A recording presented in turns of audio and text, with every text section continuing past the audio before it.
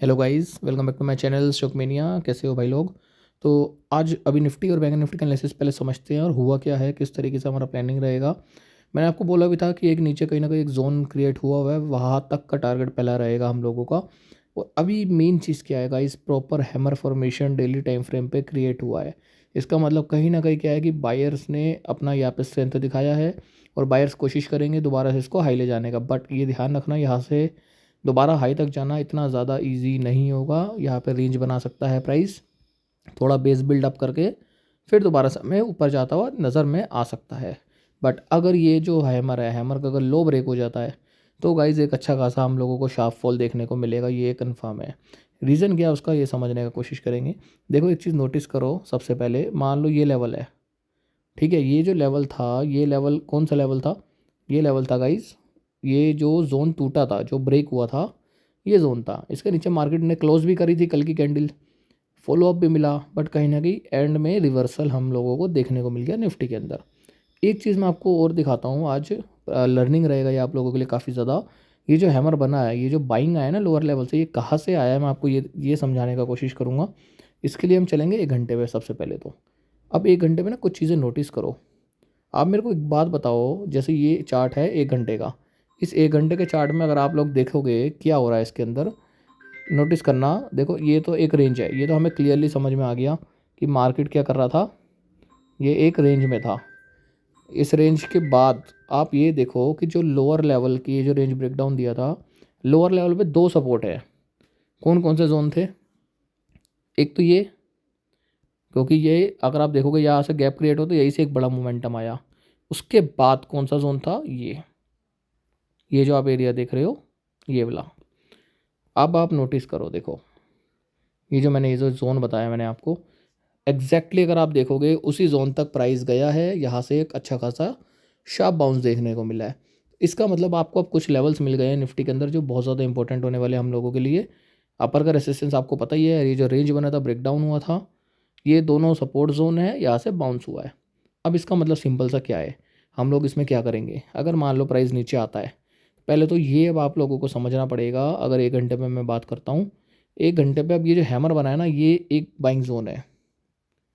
क्योंकि अगर प्राइस यहाँ पे दोबारा आता है मान लो, तो यहाँ पे काइंड ऑफ डब्लू बनाने का कोशिश करेगा वो।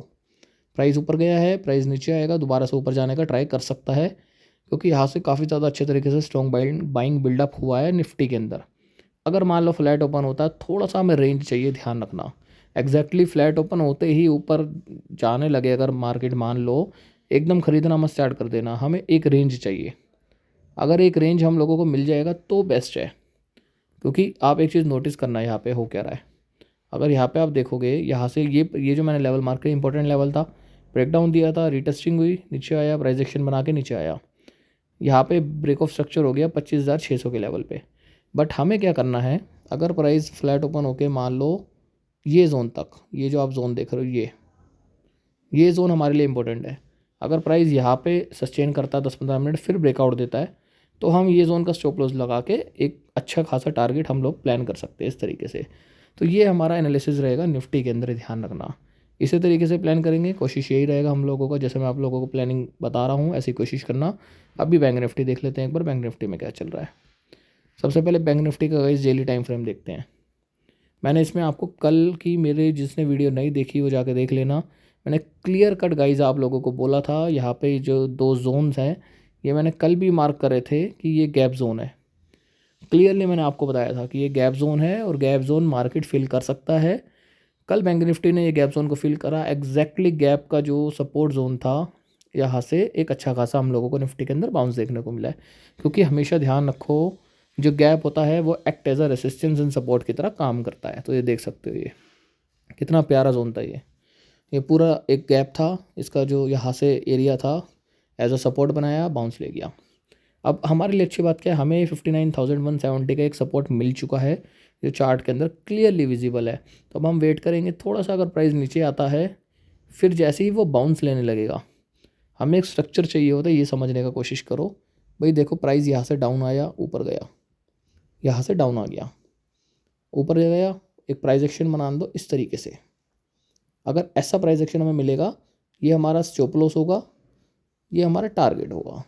इस तरीके से यूजुअली जो भी बड़े ट्रेडर्स हैं, जो प्राइस एक्शन ट्रेडिंग करते हैं, वो इसी तरीके से प्लान करते हैं। उनको स्विंग्स चाहिए होते हैं, क्योंकि वहीं पे ही जो भी बंदे होते हैं वो स्टॉप लॉस को प्लेस कर पाते हैं। तो अभी एग्जैक्ट इसी जगह पे आप खरीदना मत स्टार्ट कर देना, प्राइस एक्शन बनने दो, थोड़ा सा डाउन आने दो, पुल बैक लेने दो, फिर जब वापसी रिवर्सल होने लगेगा तब हम प्लान करेंगे इसके अंदर, बैंक निफ्टी के अंदर। ये मेरा एनालिसिस रहेगा। अभी डाउन साइड में जब तक प्लान नहीं करूँगा, जब तक ये हैमर ब्रेक नहीं होती डाउन साइड की तरफ। अगर हैमर के ऊपर ऊपर रहेगा तो हमारा टारगेट दोबारा से अपसाइड का ही रहेगा गाइस बैंक निफ्टी के अंदर। इस तरीके से आप प्लान कर सकते हो अपनी ट्रेड्स को। आई होप आपका एनालिसिस समझ में आ गया होगा। वीडियो अच्छा लगा हो लाइक एंड सब्सक्राइब जरूर करना। Thank you so much for watching stock mania. Thank you.